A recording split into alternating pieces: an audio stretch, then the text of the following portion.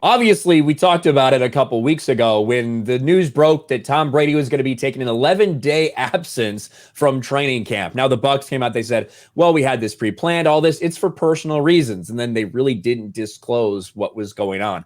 Obviously, if that happens in the middle of training camp, when you're talking about someone like Tom Brady, everyone's going to speculate on what is going on. It's very non-Tom Brady-like to do something like that. Well, now apparently Tom Brady is breaking his silence. Tom Brady breaks silence on mystery Buccaneers absence. Lots of shit going on.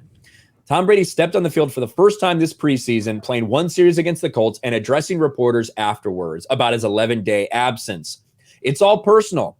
Everyone's got different situations they're dealing with. We all have really unique challenges to our life. I'm 45 years old, man. There's a lot of shit going on.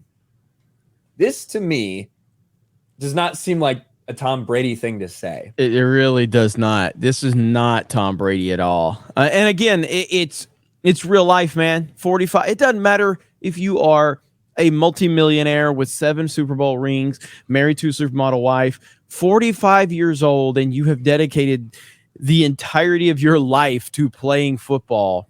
And now you have family, you have kids, you have stuff going on. I think this is absolutely his last year, and it could turn out to be a really bad year for Brady. Not from a physical standpoint, from a mental standpoint. Yeah. Man, there's a lot of circus going on around the Buccaneers that just are not Brady-like. You know what I mean? Like, it just seems strange. And they have really big offensive line issues this year. And they lost a couple other people too, I believe. Mm-hmm. So I think Tom Brady's like if his head's not fully into this, and the mental toughness of Tom Brady is the thing that has elevated him beyond anything. Obviously, he's talented. He's physically talented. He can throw the ball, but the mind game that he brings to the equation is the difference maker. And if that's not all there, you remember that game last year against not the Saints? It was the Saints game. It was like Brady's mind was somewhere else in that one particular game. He was awful. It was awful. Like his mind was somewhere else. Was that last year or the year before? No, that was last season. They lost both games to the Saints. Pretty sure one of them was year. pretty bad. Yeah, pretty sure. He's only beat the Saints once, and I think it was in the playoffs. It was 2 in that years playoff ago. game.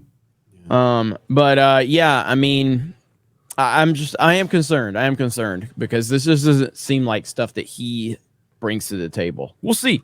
I mean, obviously, look, I was worried about them in the middle point of his first year. And clearly they got it turned around. You know what I mean? And they have the talent. I mean, they got Julio now coming in, who's obviously been injury prone the last few years. But if they just use Julio in certain, if they use him in small spurts throughout the season and let him gradually kind of work his way in and have him late in the season in the playoffs, I think that's a perfect way to play that. So here's the rest of the quote. Brady says, "I'm ready to go. I feel good. I've played football for a long time. I'm pretty good at it. Doesn't take long for me to remember how to play it."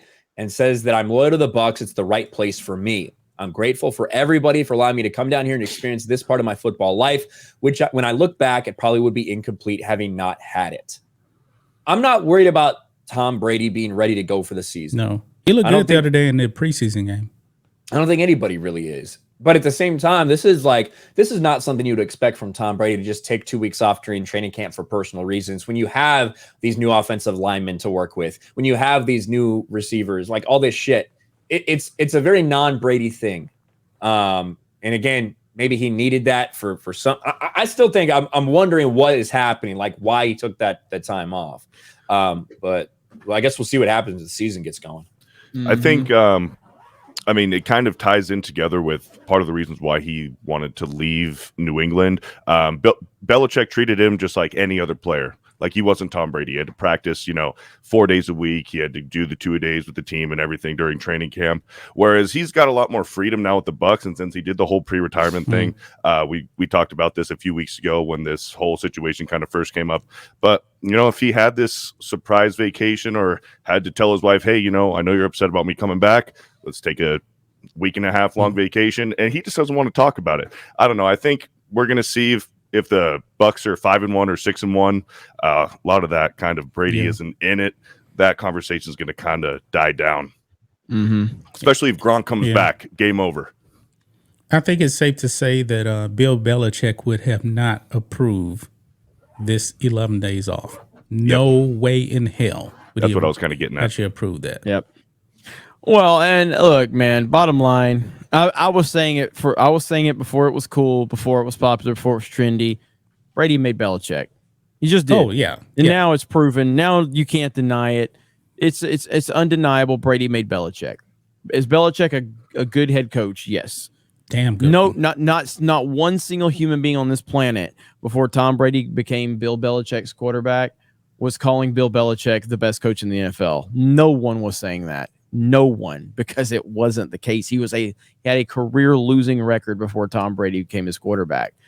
And so he was after about Brady to get became his fired in New quarterback, England. He was. And so the Patriots are struggling right now. They struggled without him, and they're struggling this year. And we don't know what's going to happen with Mac Jones. But 100%, yeah, I was going to say, I think that like we have these next 2 years or so.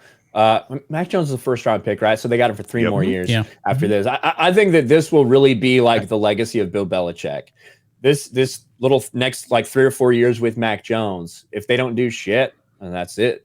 I love Mac Jones. I was not big on Mac Jones coming out of college in terms of an NFL quarterback. But then again, once I heard that fucking Belichick picked him up, that meant that Saban signed off on it. You know what I mean? And so that was like, wow, okay. And again, can Mac do some good things? I think he can be a decent starter in the NFL. I just can't. It's hard for me to convince myself that Mac Jones is going to be this top 5 perennial all-pro quarterback that's going to lead them to Super Bowls. It's a tough leap for me. But I love him. I hope he does great.